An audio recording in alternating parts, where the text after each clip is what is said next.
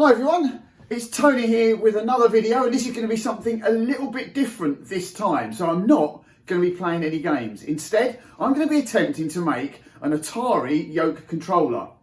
Now the reason for this being that obviously everyone wants to play the Star Wars games with the proper controller, but you cannot buy an Atari Yoke controller out there anywhere. There are a couple. There's the GRS Yoke and there's the Allen 1 Yoke, but they're quite big and bulky, and there's no way that I'd be able to fit one of those onto my control panel that you can see here. Now, in addition to that, I don't actually even need the X-axes, because if you have a look at my control panel, I've got two spinners. Now, the spinners themselves both make up the X-axis. So as you can see, and hopefully you can see, the cursor is moving left to right when I move the spinner, either the top spinner or my front spinner. So I only need the Y-axis, but of course the spinners only do the X-axis. So I've had a little look into it and I've found that there is a way to create the Y-axis. So I've got myself an iPad controller, which is already one inside the machine, but obviously I need an external one, and another spinner. Now what I've done is I've rewired the spinner and I've attached it to the trackball section of an iPad rather than the spinner section. And in doing so, if I spin it, you'll see, if moving closely, that now it's performing the Y-axis that I actually need to be able to make the controller work. So, with that being said, let's go to it and let's go and make an Atari Yoke controller. Red 5, I'm going in.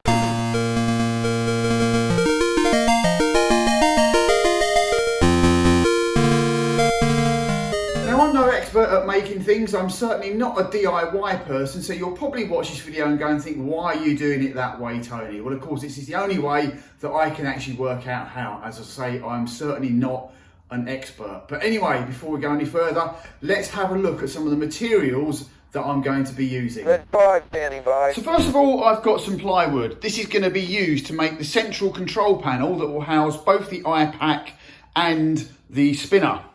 Now I've got an extra little piece of wood here that I'm also going to be using to strengthen some of the joints within the panel itself. I'll also be using some wood glue to obviously keep it nice and strong. Then of course we've got the iPad and the spinner that are going to be in the centre of the whole thing, creating the Y-axis, and obviously the iPad will also act as the buttons that you'll see in a moment. Now we've also got here what they call a flyweight. Now obviously this goes on the spinner itself. If I pick it up, see it's got a nice little hole in the middle. That is what's going to go on the spinner that is on the front of my arcade cabinet. And so that's then going to hold the actual whole yoke onto the unit itself. Then we've got these joysticks. So this joystick itself looks pretty much the same as the one that I've actually already got on the machine, but this is the really, really cheap version because I'm not going to be using this bottom piece here. We don't need it. All we need is the actual joystick itself and the buttons. So the wires that are underneath, they actually control the buttons, and they will be connected to the iPad. And I'll say I've got two of these. So that way we've got our handles either side of the controller. Then of course we've got some screws, so we've got some screws that will hold it together. We've also got some other screws that here that are actually going to be holding the bar itself, which I'll show you in a moment, to the spinner. And then we've got some eyelet screws, which are actually going to be used to connect these two springs. And these two springs are going to be used to actually control the joysticks, or the two joysticks, or the side joysticks, as I say, and it will spring them backwards and forwards, so that obviously they'll have a little bit of resistance in them. Also got some epoxy glue. The epoxy glue will be used to connect the joystick to this dowel that I've got. So I've got a dowel that will be used to connect onto the joystick here, somewhere like that. And then we've got the actual rod. So I've got a steel rod here. It is hollow.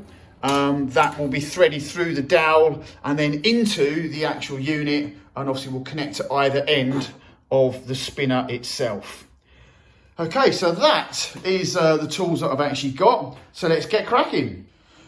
Okay, so I've marked out all the wood where I want to make all the cuts. This is for the 6 pieces, making the 2 sides, front, back, top and bottom. And as you can see, there's going to be quite a bit of leftover wood. So if I'm making mistakes, which notoriously I'm going to do, I'll have plenty with which to play around with. So let's get the cutting out part done. Okay, so I've cut out all the pieces of wood and added a couple of little side supports as well, which I'm going to be using just to strengthen the sides. I did make a couple of errors in the measurements. One of the pieces was too large, so obviously I just cut that a little bit smaller. One of the pieces was unfortunately too small, so I had to create a whole new piece. So we've got what's going to be the front piece, we've got the side piece, the bottom piece, the other side piece, then the back, and then the bit that's going to go on the top. So all I've got to do now is just cut the holes out of the two side pieces here to obviously put the rod through. So that's the next job, let's get on with it. Okay, so that's the holes now drilled through the wood so that both side pieces can fit the rod. Now this is obviously not the way it's going to go because the spinner is going to be sitting in the middle here. So I obviously will be cutting the rod, and then the joysticks will be sitting on either side of the controller. So now that I've got all the pieces as I want them, it's time to start putting it all together. So first of all, I'm going to be gluing and screwing these little brackets onto the side and the bottom to attach those together. But also for the bottom piece here, you'll see my little mark I've made in the halfway point. This is going to be a little bit of a slot to allow the actual USB cable to actually fit through and come through the bottom of the actual controller. So the control panel box is coming together nicely now. Now, as I'm having to cut all the wood manually, I don't have any electrical equipment. Obviously, the cuts aren't that perfect. I'm not a craftsman in any way, shape or form. So I've just used some wood filler to make it look a lot neater. Now, if I just come around the back here, there we can see, if I go in closely, there is the little lip that I'm going to use to feed the USB wire through. So that will be sealed in at the back. Then we've got the front piece, which will go on over the top, and the back piece, which I just need to screw on. So let's get that screwed on first to show you what it's going to look like. Okay, so let me just pop the back on, try and line up the screws with the holes. Look at the size of that thing. So basically, you're not going to see screws anywhere other than on the back and on the underside of the unit. I didn't really want the screws to be visible, and obviously when they're on the back, you're not going to see them anyway. And obviously I need to be able to access the unit in case I either want to modify it in any way or if I need to fix any issues, which hopefully there aren't going to be any. But we'll soon see.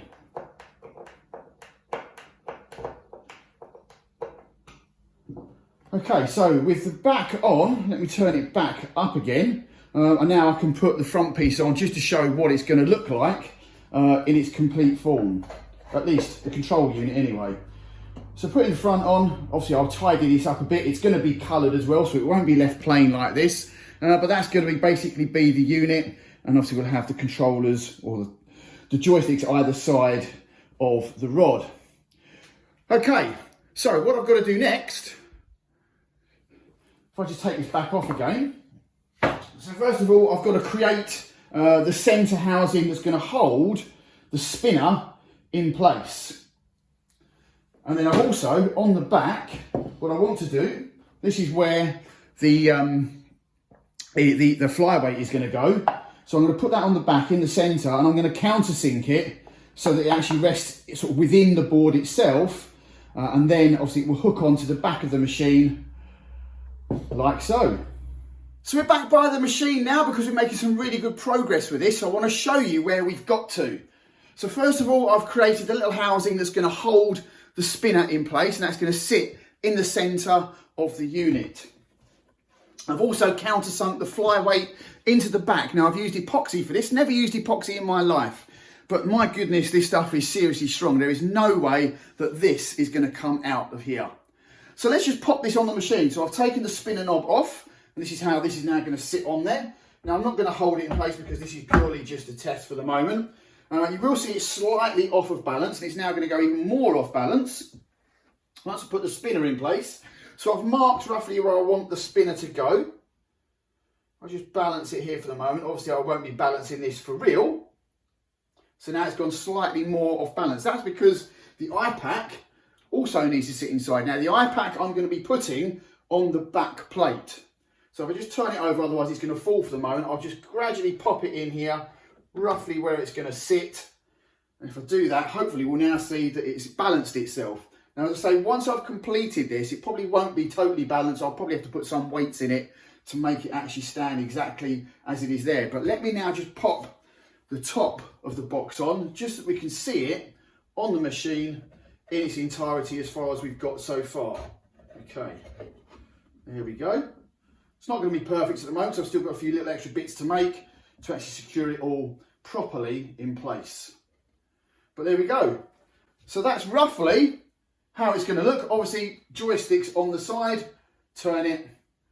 So we've got our X and we'll have our Y axes. So now it's on to starting to cut the rods and create the joystick housings itself. Right, so let me just show you how this is all going to sit. So I've obviously placed, again, the spinner roughly where it's going to go inside the unit. The rod, I'll feed through the hole. Now I will make these holes slightly bigger because at the moment it doesn't turn too greatly, so it just needs to be slightly bigger. And then once the rod feeds through the hole, it's going to feed straight onto the spinner, and then I'm going to drill some holes in the rod to hook it into place, and then it will hold it there, and when I turn the rod, it will turn the spinner, which will create the Y-axes. So let's get to cutting the rod to the right size. Okay, we've got the rod now cut perfectly to size, so as you can see, nice little fit inside the box. So what I've got to do now, I've got my dowel, and that is going to fit on the end of the rod. The rod's going to go into the dowel, which will then hold it in place with the joystick on this side of the dowel. So let's get cutting the dowel now. Okay, so I've cut my piece. I'll bring it up to the camera just so that you can see it. Okay, so it's about 3 centimetres wide.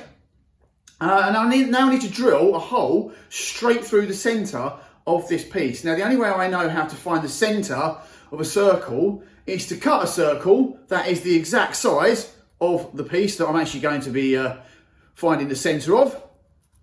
Fold it in half, and then fold it in half again. And then when you undo it, the 2 lines that will cross should then form the exact centre of your circle. So let's now get drilling straight through my piece. Okay, so I've now drilled my piece, as you can see here.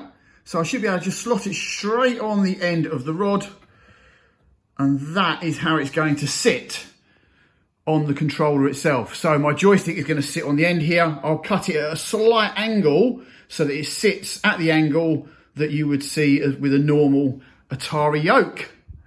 So first of all, let's get it fixed onto the rod. So I've got to drill holes in the rod itself. Right, so the rod is now securely attached to the dowel, which means we can now turn the dowel and the rod will turn along with it. I must admit that the drill bits that I actually had were either too small for the screw hole or too large. So I had to drill a smaller screw hole and then gradually enlarge it to make it fit the screw. So what I've got to do now is do the same at this end to drill a hole in here so that it actually then attaches to the spinner itself and then holds that in place and will turn the spinner. Okay, so the rod is now attached to the spinner. So if I turn it, we should hopefully be able to see the spinner turning. Now, obviously, at the moment, it's going to move in the middle because there's nothing securing it in place. I need to wait until I've actually got the other side on before I can secure the spinner in its final resting spot. So we're looking good. I've just got to repeat the same process now for the other side. So I'm now going to be taking this in a slightly better and different direction. My original plan was to use gears, one on the central rod and one on the spinner to actually turn the spinner. That way I've got a solid central rod. Unfortunately, in this country, you can't just walk into a store and buy gears. It's just absolutely rubbish. The only way to get them is literally online. Now, I was never going to be sure if I was actually going to get the right gear, the right size, the right hole through the middle, and also enough to join them up and so they fit perfectly, again, because I'm not that skilled a craftsman. So I did away with that idea and was then going to, obviously, as you've seen, sit the spinner in the middle and have a rod coming through either side attaching to the spinner. Now, whilst that will actually work, I've also found that it's not solid on the actual spinner itself. So you can actually turn the joysticks on either side and actually get them out of line with one another. And I didn't really like that. So what I've now done is I've managed to get hold of some gears. Voila!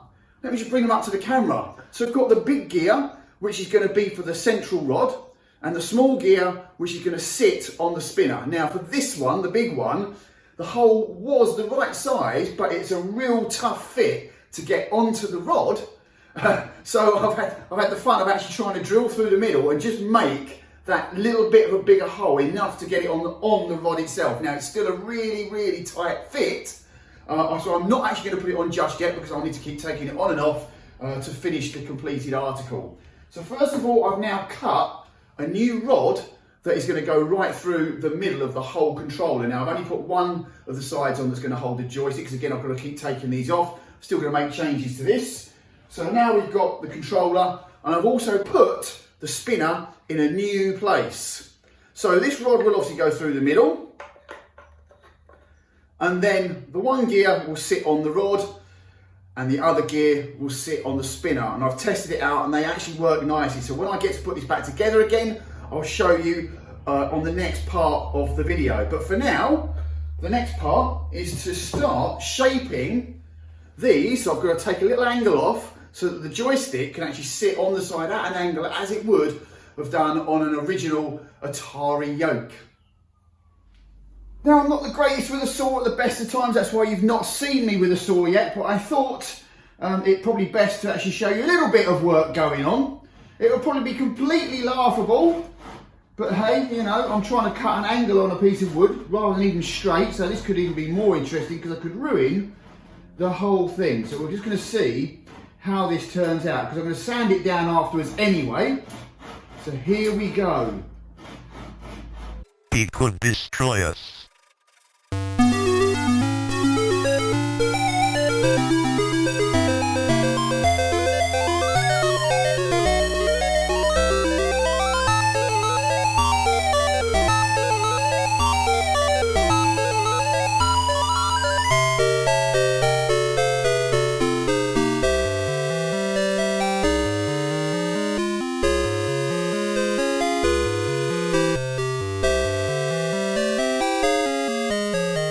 Okay, so I'm sure you've had a great big laugh at my expense of watching me saw a piece of wood. I'm sure it was incredibly hilarious seeing how bad I am at it, but I've created an angle all the same, which if I put the joystick there, you'll see the joystick is sitting nicely at an angle. And if I bring it right up to the camera, you will see that there is a gap between the joystick and the piece of wood. So obviously that's not going to sit brilliantly if I try and glue it together. So I am going to try and sand it down to create a groove in the middle here, which I can then epoxy the joystick onto the wood, and hopefully that will be nice and secure. So I'm just going to do the other side now, cut the other side. I won't show you that because it'll be just as laughable. And then on to getting the joysticks on. Right, so you can see I've now attached the rod holders to the joysticks using the epoxy. So that's starting to set now. Now you may notice there are some little gaps in there. That's because I just wanted to put them down in place, get them stuck, and then I'm going to fill in the gaps once it's set and safe to do so. And then this should be really rock solid, like the flyweight on the back of the controller. But I've got one little problem. We've now got screw gate. So there are 3 screws, as you can see, that hold each half of the joystick together. But I've got to manage to lose one. What an absolute numpty. So here they are. There's 2 screws there. I can't find the third one. It's obviously on the floor somewhere because it's nowhere on the table. So we've got screw gate going on. I've no idea where this screw is, but hopefully I'm going to find it at some point. So yeah, so once this is set, we can get the whole thing back together again and starting to look like an Atari Yoke. Okay, we're coming to the final hurdle now, and also screw gate has been resolved. I hunted around the floor for probably at least an hour, could not find that missing screw whatsoever. So I started to sweep up, and lo and behold, it just suddenly appeared out of nowhere on the floor. You know, it's just the way it happens. So now I'm going to be sensible, and I've actually put the screws just temporarily in place, just so that I can't lose any more screws. I don't want that to happen. So the joystick holders have now set. This is now rock solid, so that's not going anywhere. All I've got left to do really is to now drill a hole through the middle to bring it out the other side, so then the wiring can actually go through the joystick into the rod and then out into the controller. So let's get on with that first, and then we're ready to rock and roll. Right, we're ready to drill through. Get the drill ready, in place, start drilling.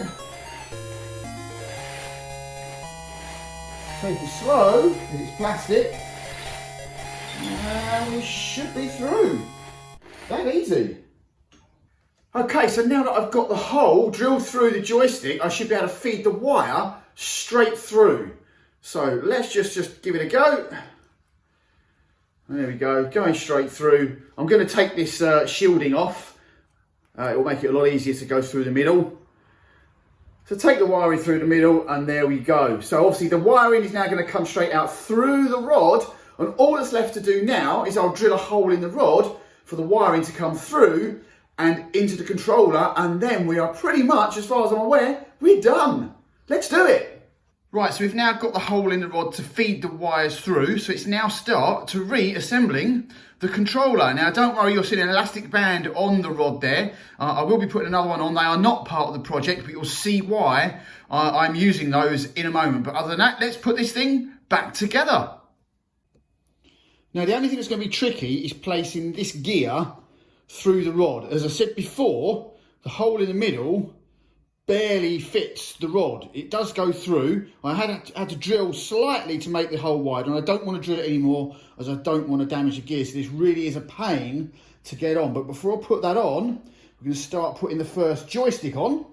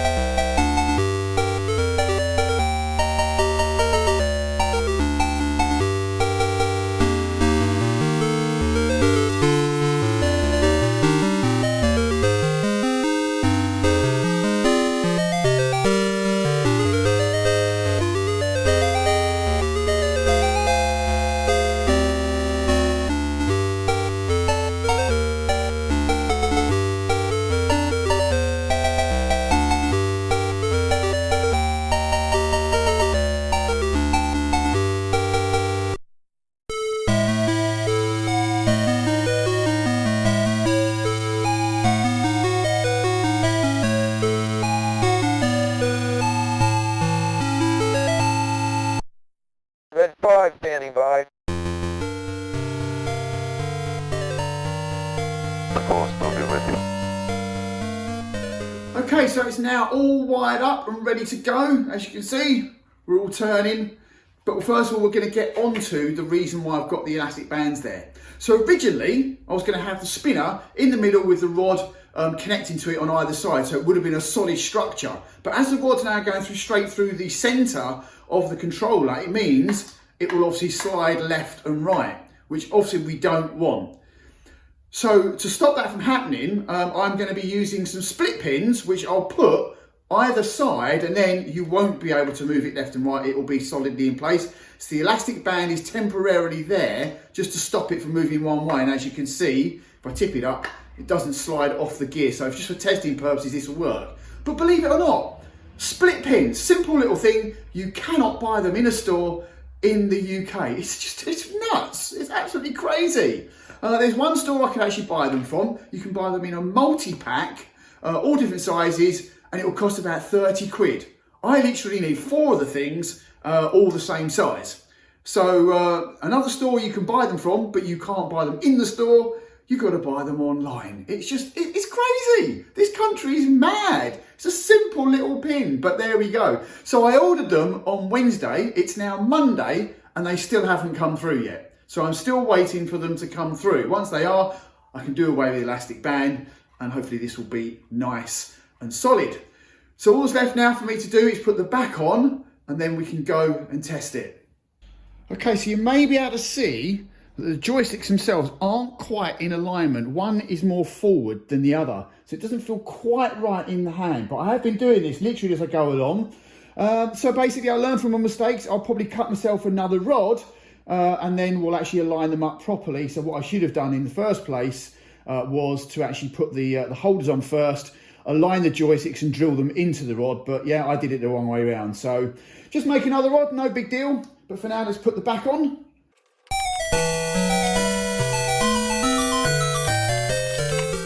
Okay, so I think we're ready to give it a trial. Okay, we're back by the machine now. We're ready to test. Just before I go and test though, one little update.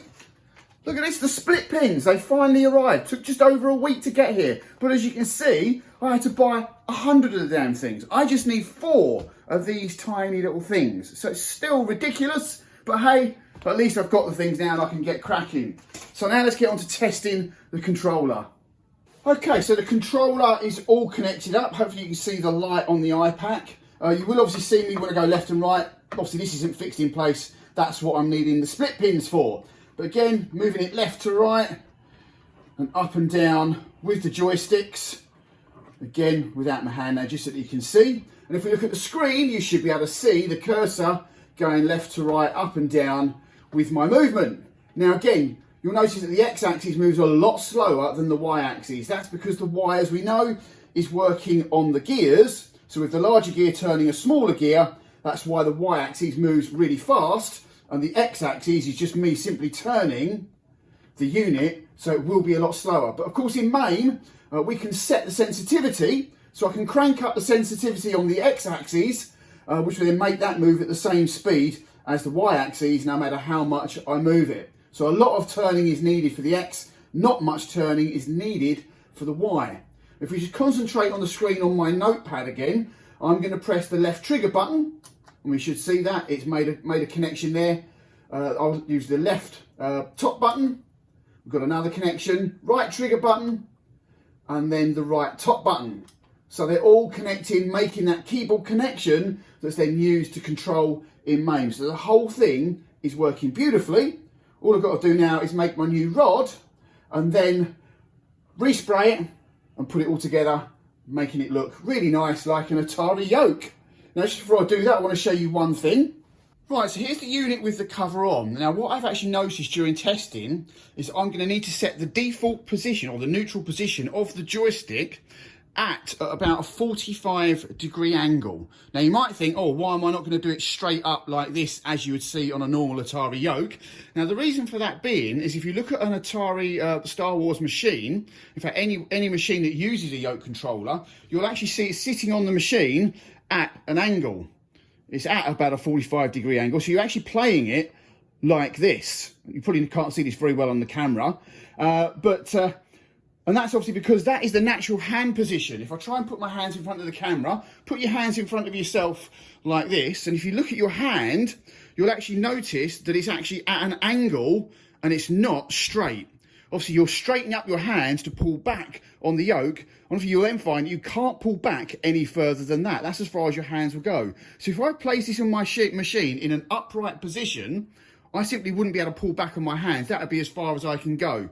So I'm going to have to put the neutral position will be at about a 45-degree angle. So I've created the new rod, and if I just zoom in, you should be able to see the split pins that are now holding the rod in place, so it won't move left and right. You'll also see that I've got springs attached to second split pins. I'll also attach them to the base, and then that will create the spring so that when you push forwards or backwards on the joysticks, it will spring back in place and create a neutral position. Now, I'm not 100% happy with the rod. It purely affects the look of it rather than the feel or gameplay, so I'm not too fussed at the moment. I'll probably make another rod at another time. I can't at the moment though, because I actually managed to break one of my drill bits. So I need to get a new drill bit as well. But hey, such is life. So all that's left now is just to sort of decorate it, and then we should be done. Okay, I'm really excited now because it is time to reveal to you the completed RetroRicc Atari Yoke Controller. So here it is in its full glory, nice and completed, and looking, in my opinion, absolutely awesome. Okay, now the decal that you're seeing, I simply took an image off of the internet, printed it off, laminated it, stuck it on. Nice and easy. Now, if you are a craftsman, you probably would have a good chuckle to yourself if you look closely at this, because you would see some imperfections and think, yeah, what are you doing there, Tone? But hey, I really don't care. It looks really good in my opinion, and it plays really, really well. Now, you might also be wondering why the box itself is so big, because a normal Atari Yoke wouldn't be quite this big. So I'm just going to show you an image of the open box. Now, if you look at the iPack inside, you'll see how close it is with the wire attached to it to the edges. That's about as small as I could get it. Any smaller, and I would have either crushed the wire, damaged the wire, or probably damaged the connector on the iPack itself. So it needed to be this big, but it still looks really authentic. Okay, so let's get this attached to the machine so that you can see what it will look like when it is actually in play mode.